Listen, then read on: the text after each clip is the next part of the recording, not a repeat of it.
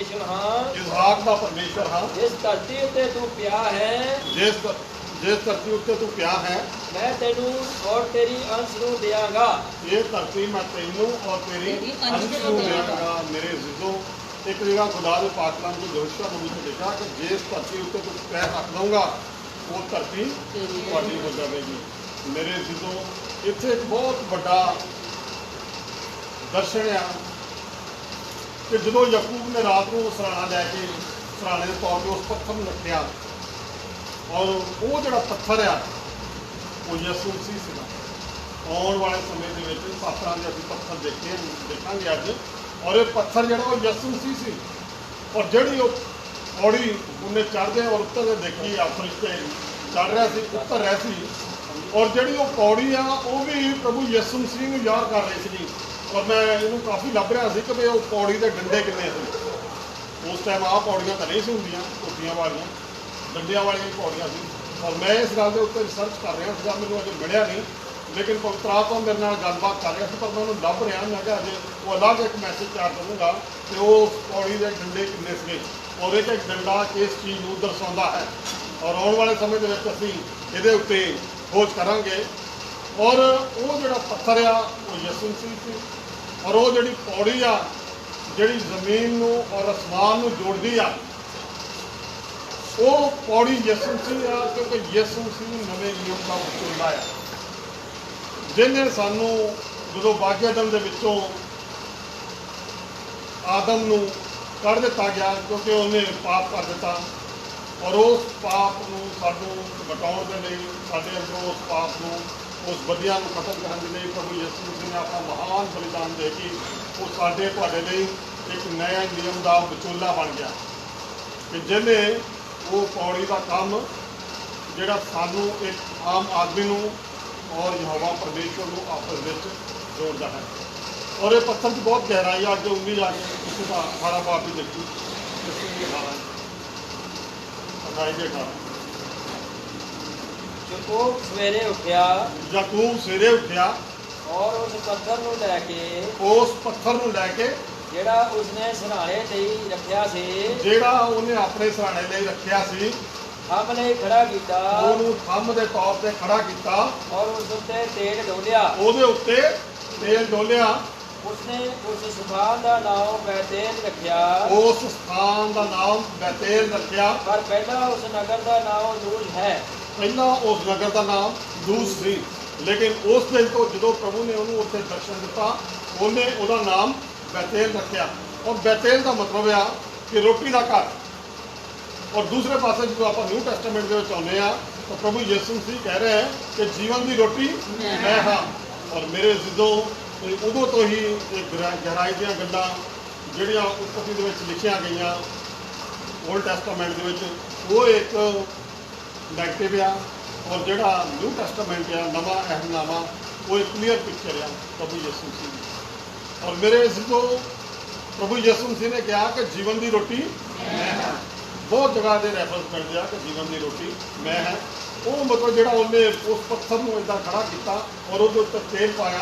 तेल का मतलब है कि पवित्र आत्मा वो उत्ते उन्हें इस्तेमाल किया। और पत्थर इदा खड़े करने का मतलब है कि यादगिरी का पत्थर वो जगवेदी उन्हें तैयार की और उस शहर का नाम बैतेल रखा।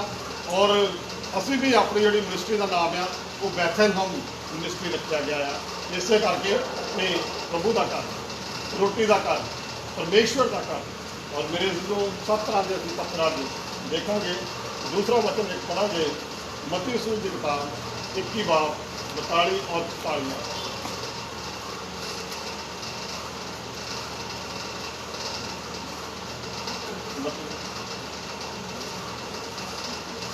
इक्की बाब 42 और 44।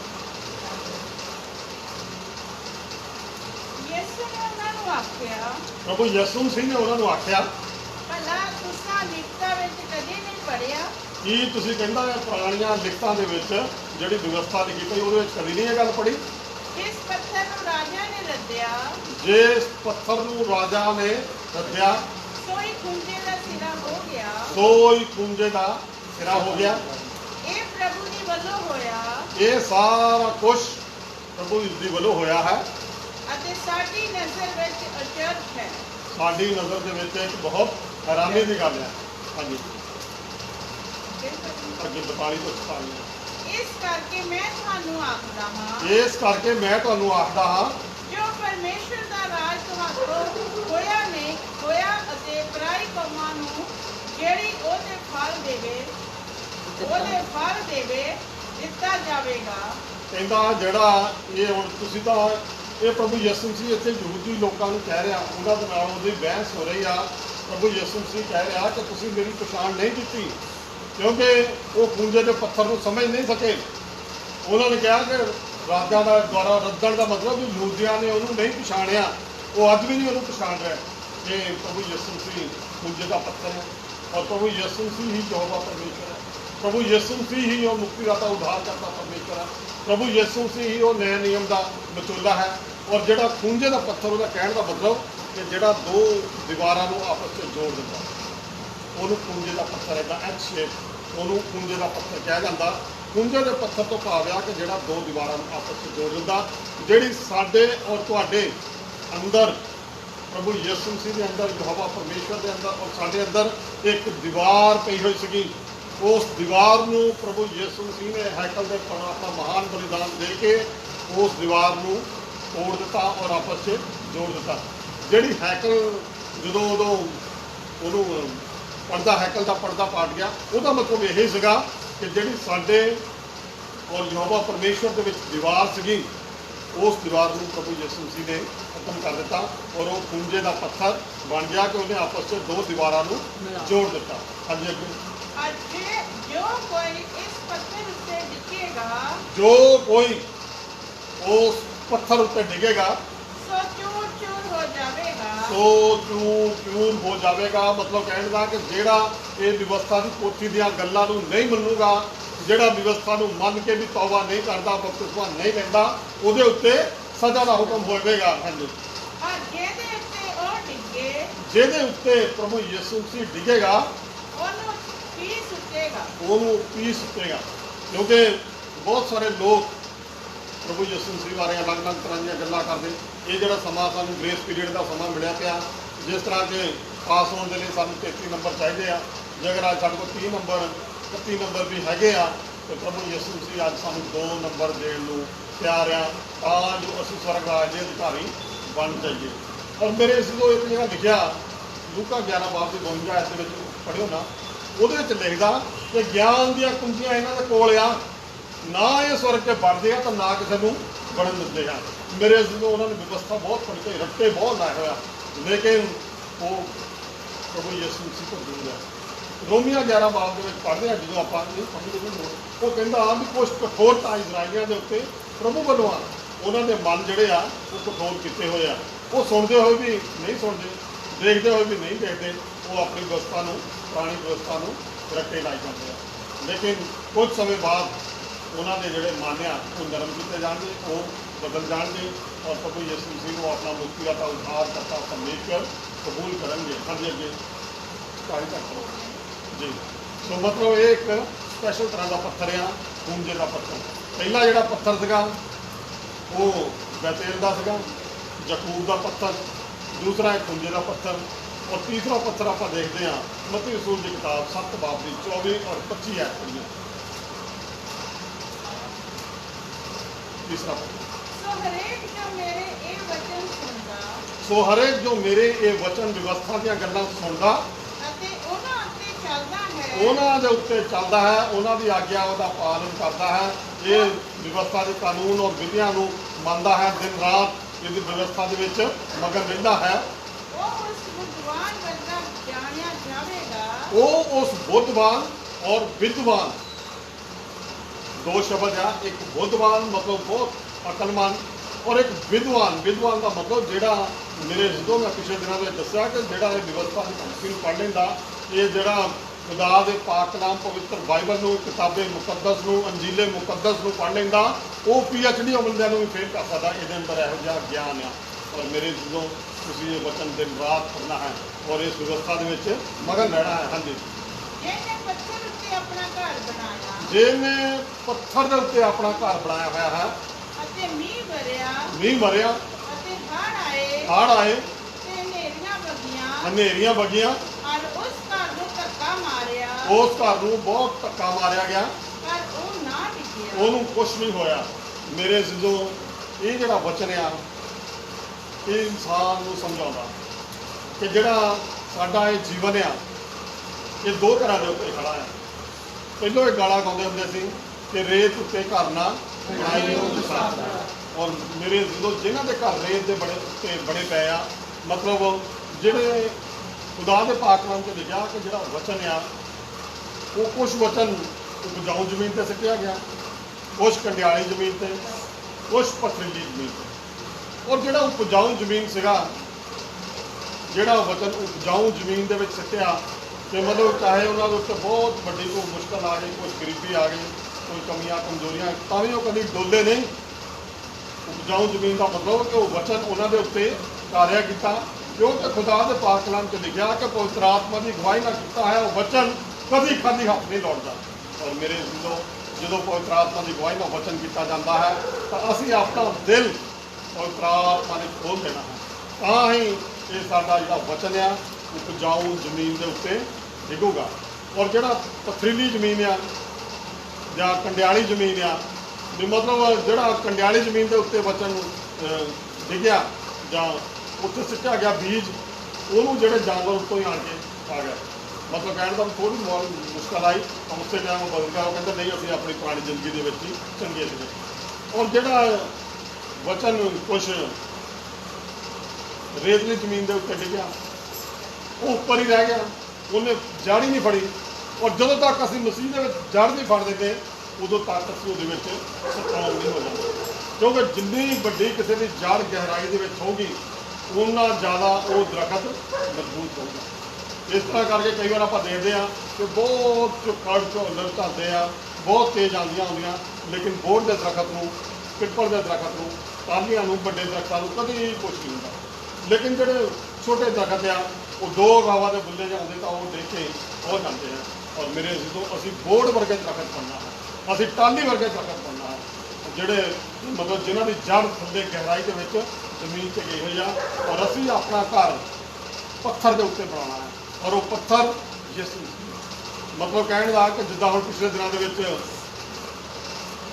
ਇੱਕ ਇਹਨਾਂ ਨੇ ਘਰ ਬਣਾਇਆ, ਉਹਦੇ 'ਚ ਮੈਨੂੰ ਵੀ ਸੱਦਿਆ, ਅਸੀਂ ਵੀ ਦੁਆਬੰਦੀ ਕਰਕੇ ਆਏ। ਸੋ ਪੱਥਰ ਉੱਤੇ ਘਰ ਬਣਾਉਣ ਦਾ ਮਤਲਬ ਆ ਕਿ ਜਦੋਂ ਆਪਾਂ ਖੁਦਾ ਨੂੰ ਪਹਿਲ ਦਿੰਦੇ ਹਾਂ, ਭਾਬੀ ਜਿੱਦੋਂ ਉਹਨਾਂ ਨੇ ਪਿਛਲੇ ਦਿਨਾਂ 'ਚ ਘਰ ਬਣਾਇਆ ਤਾਂ ਮੈਨੂੰ ਵੀ ਸੱਦਿਆ ਤੇ ਮੈਂ ਦੁਆ ਕਰਕੇ ਆਇਆ ਉੱਥੇ। ਔਰ ਜਦੋਂ ਅਸੀਂ ਖੁਦਾ ਦਾ ਵਚਨ ਉੱਤੇ ਪੜ੍ਹ ਦਿੰਦੇ ਆ ਤਾਂ ਇਹਦਾ ਮਤਲਬ ਉਹ ਜਿਹੜਾ ਉਹਦੀ ਘਰ ਦੀ ਫਾਊਂਡੇਸ਼ਨ ਆ, ਉਸ ਘਰ ਦੀ ਨੀਂਹ ਆ ਜਿਹੜੀ ਖੁਦਾ ਦੇ ਵਚਨ ਦੇ ਉੱਤੇ। ਔਰ ਜਿਹੜੀ ਕਦੇ ਵੀ ਕੁਛ ਵੀ ਹੋ ਜਾਵੇ ਉਸ ਘਰ ਨੂੰ ਕਦੇ ਵੀ ਕੁਛ ਨਹੀਂ ਹੋਊਗਾ। ਔਰ ਮੇਰੇ ਜਦੋਂ ਅਸੀਂ ਔਰ ਤੁਸੀਂ ਆਪਣੇ ਘਰ ਪੱਥਰ ਦੇ ਉੱਤੇ ਬਣਾਉਣੇ, ਕਦੇ ਵੀ ਰੇਤ ਦੇ ਉੱਤੇ ਨਹੀਂ ਬਣਾਉਣੇ ਹਨ। ਔਰ ਹਮੇਸ਼ਾ ਇਸ ਗਾਣੇ ਨੂੰ ਚੇਤਾ ਰੱਖਣਾ ਕਿ ਰੇਤ ਉੱਤੇ ਘਰ ਨਾ ਬਣਾਈ ਨਹੀਂ ਹੁੰਦਾ। ਹਾਂਜੀ ਇੱਕ ਹੋਰ ਵਚਨ ਪੜਾਂਗੇ, ਪਹਿਲਾ ਪਤਰਸ 2:6 ਔਰ 8 ਹੈ, ਹੌਲੀ ਹੌਲੀ ਪੜੀਏ। ਇਹ ਤਿੰਨ ਪੱਥਰ ਹੋ ਗਏ, ਚੌਥਾ ਪੱਥਰ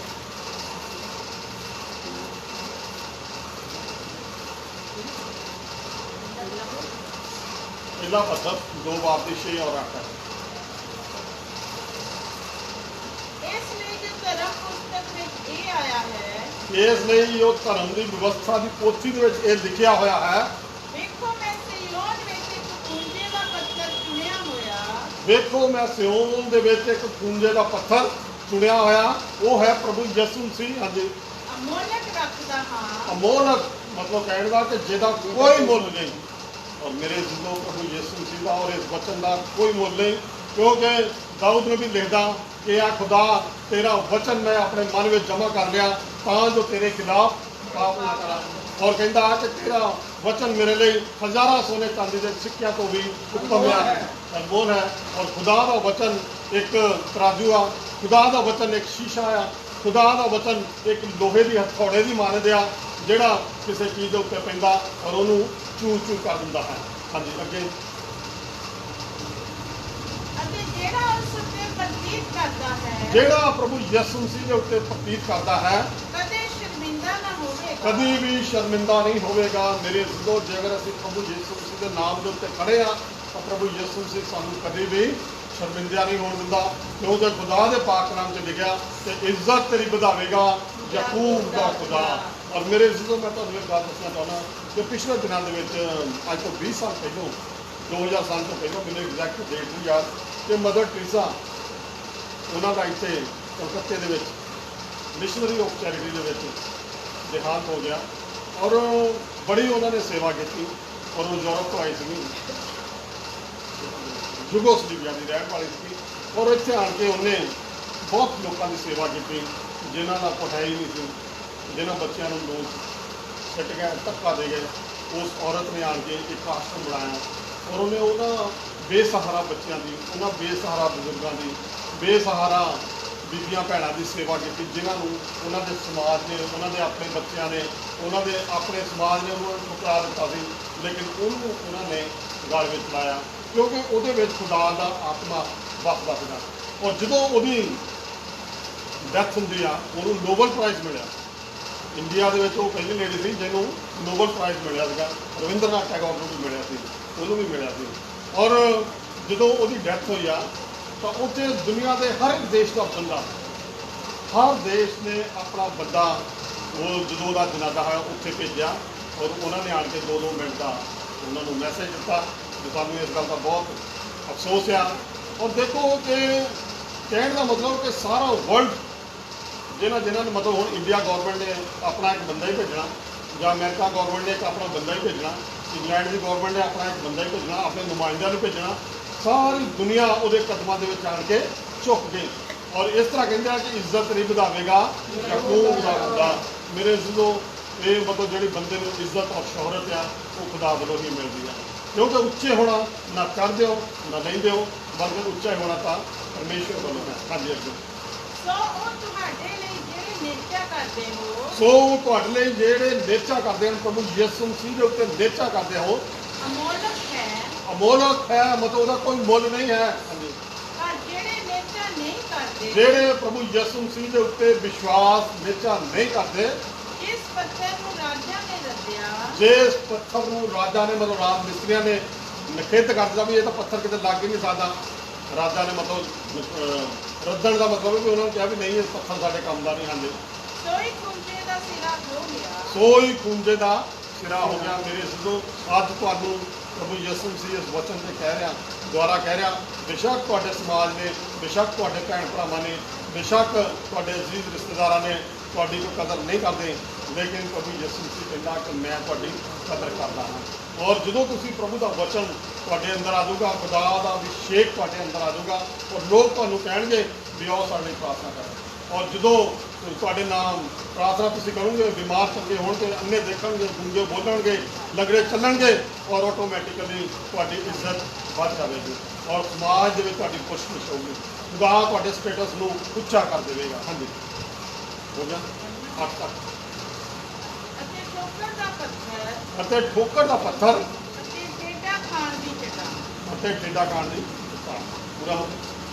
ਉਹ ਅਣਆਗਿਆਕਾਰ ਹੋ ਕੇ ਵਚਨ ਤੋਂ ਠੋਕਰ ਖਾਂਦੇ ਹਨ, ਜਿਹਦੇ ਲਈ ਉਹ ਠਹਿਰਾਏ ਵੀ ਗਏ ਸਨ। ਕਹਿੰਦਾ ਕੁਛ ਲੋਕ ਮਤਲਬ ਵਚਨ ਨੂੰ ਜਾਣਦੇ ਹੋਏ ਵੀ, ਸਭ ਕੁਝ ਕਰਦੇ ਹੋਏ ਵੀ ਇਹ ਤੋਂ ਅਣਜਾਣ ਹਨ, ਇਹਦੇ ਉੱਤੇ ਚੱਲਦੇ ਨਹੀਂ ਔਰ ਉਹ ਕਹਿੰਦਾ ਠੋਕਰ ਖਾਣਗੇ।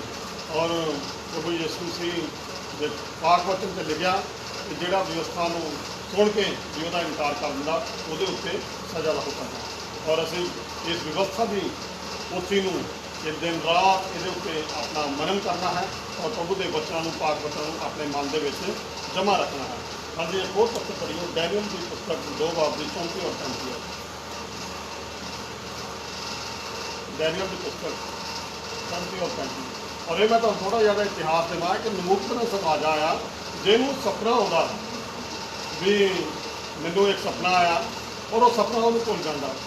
ਫਿਰ ਉਹ ਡੈਨੀਅਲ ਨਬੀ ਨੂੰ ਲੈ ਕੇ ਆਉਂਦੇ ਵੀ ਡੈਨੀਅਲ ਨਬੀ ਦੇ ਵਿੱਚ ਇੱਕ ਸੱਚੇ ਦਿਵਤਿਆਂ ਦਾ ਆਤਮਾ ਆ ਜਿਹੜਾ ਤੈਨੂੰ ਇਸ ਸੁਪਨੇ ਬਾਰੇ ਦੱਸ ਸਕਦਾ ਹੈ।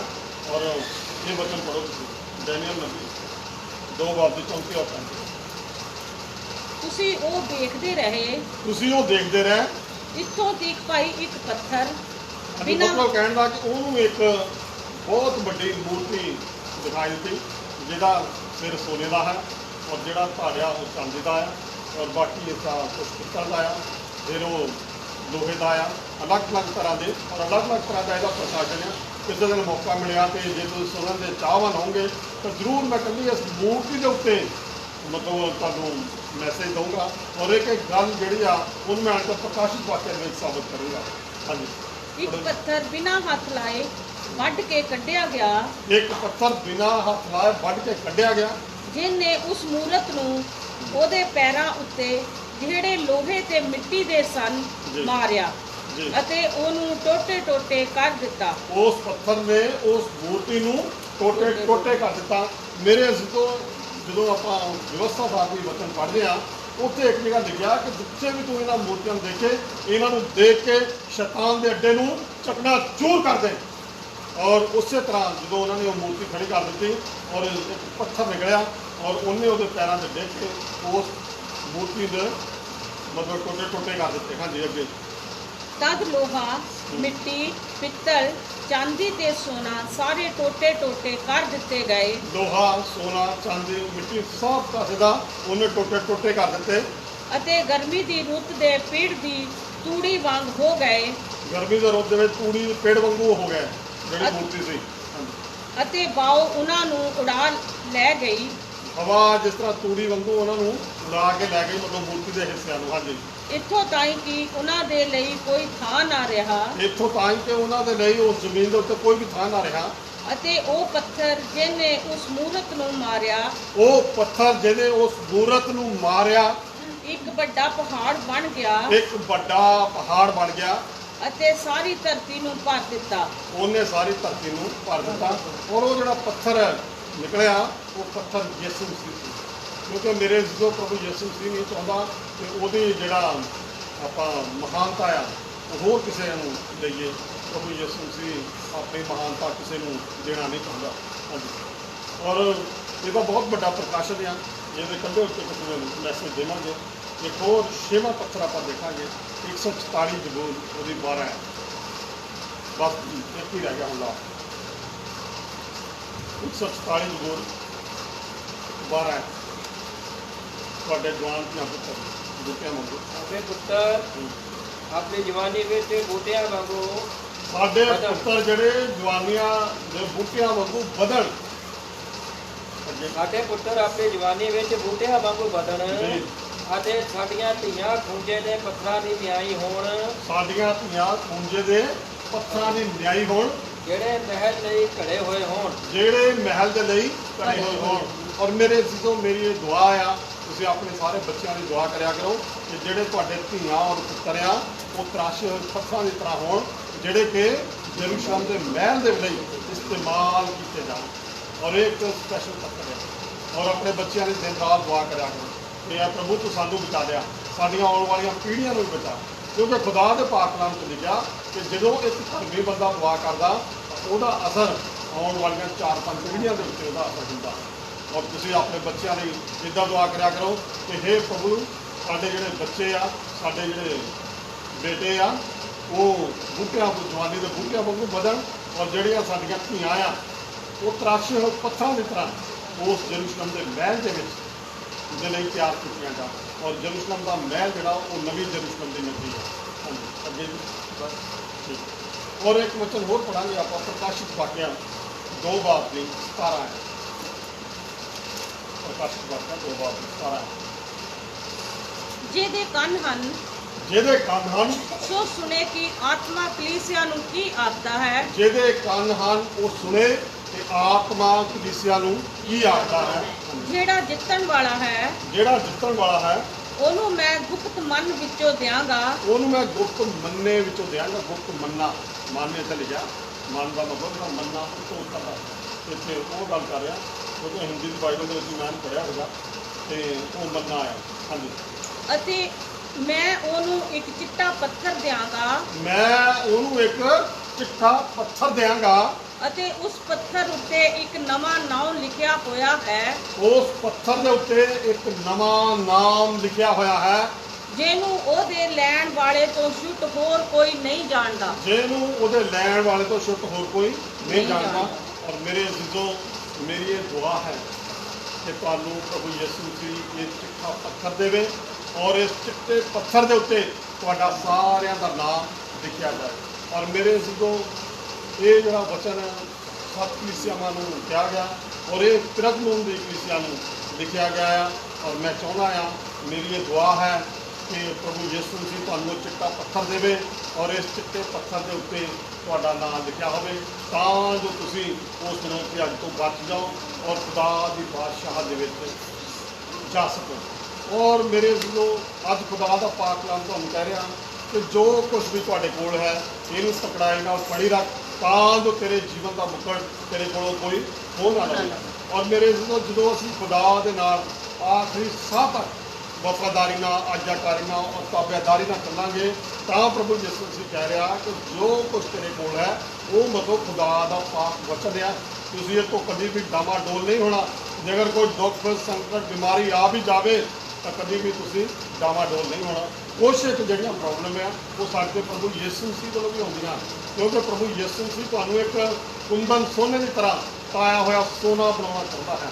और जो कुंदन सोना ताया जाता है तो उन्होंने अग की भट्ठी के सुट्या जाता है। और प्रभु यीशु मसीह तुहाडी आत्मा नूं तुहाडे रूह जिस्म जान नूं शुद्ध करना चाहता है तां जो तुसीं उस खुदा दी बादशाह दे विच दाखल हो सको। और मेरी ये दुआ है कि खुदा तुहानू ये चिट्ठा पत्थर देवे और इस चिट्ठे पत्थर के उत्ते तुहाडा सारियां दा नाम लिखिया जावे।